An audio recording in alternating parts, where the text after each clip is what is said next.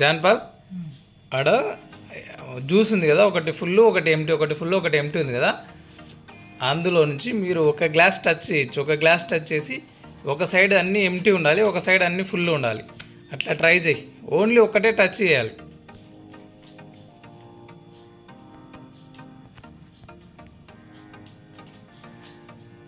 Try చేయరా.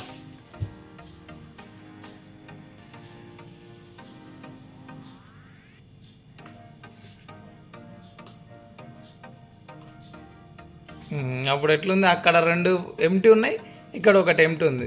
3 అట్లా ఉండకూడదు. 3 ఖాళీ ఒక సైడ్ ఉండాలి, 3 ఫుల్ ఒక సైడ్ ఉండాలి.